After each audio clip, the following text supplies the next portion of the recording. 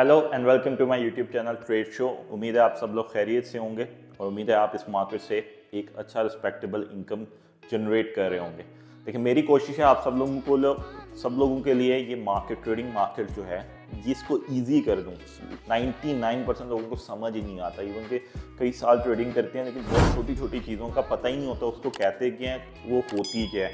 तो मेरा ये जो कोर्स है पूरा, इसमें मैं एक एक टॉपिक करके ब्रीफली आपको बता रहा हूँ, बजाय इसके कि आप इन्वेस्टोपीडिया गूगल पे देखें। मैं आपको इजीली एक्सप्लेन कर रहा हूँ और इस वीडियो के डिस्क्रिप्शन में जाएं, वहाँ पे लिंक्स भी हैं। अगर आप अपना ब्रोकरेज अकाउंट ओपन करना चाहते हैं तो लेजिट ब्रोकर्स के लिंक हैं, वहाँ से आप अपना ब्रोकरेज अकाउंट भी ओपन कर सकते हैं।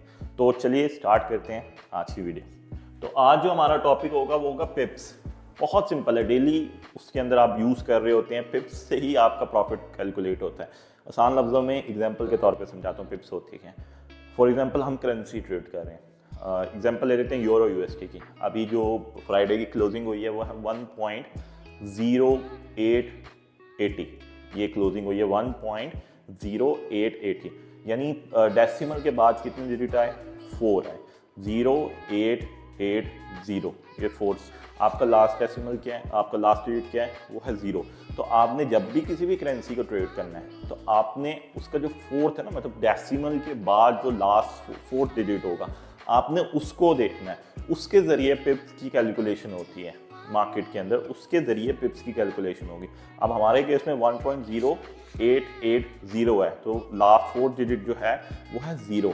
तो अब इसका मतलब क्या है कि जब ये 0 से 1 जाएगा, मतलब 1.0881 होगा, एक पिप आया।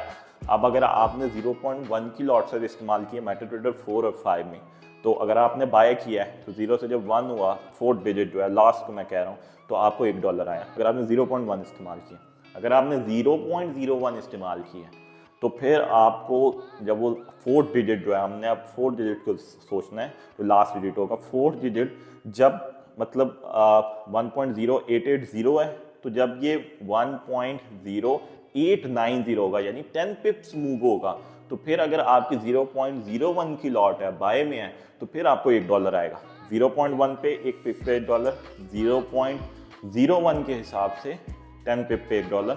स्टैंडर्ड लॉट 1.0 की जो होती है, उसमें जब फोर्थ डिजिट जो है वो एक पिप मूव करता है, एक पॉइंट मूव करता है, तो हमें जो है वो तकरीबन $10 आते हैं। मैं करेंसी के हिसाब से बात कर रहा हूँ।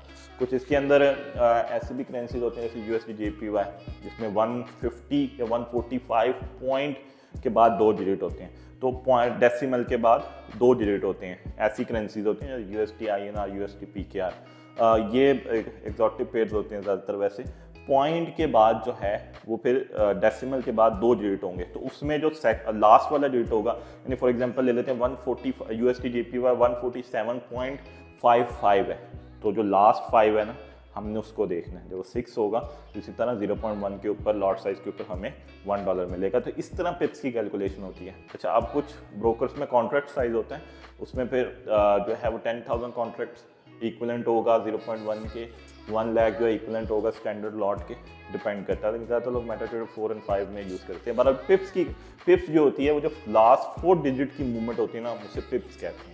पिप्स समझाने का मकसद ये था, लेकिन साथ मैंने आपको ये भी समझा दिया, लोगों को बहुत कंफ्यूजन होती है, समझ ही नहीं आ रहा होता। और भी आपको इसमें एक मज़े की बात बताऊँगा, अक्सर लोगों को ट्रेड लगी होती है और वो पता नहीं होता, तो नेक्स्ट में मैं आपको नेक्स्ट टॉपिक में उसको भी समझाऊंगा। वीडियो पसंद आई हो तो लाइक कीजिएगा, चैनल को सब्सक्राइब कीजिएगा। नेक्स्ट वीडियो तक के लिए गुड बाय।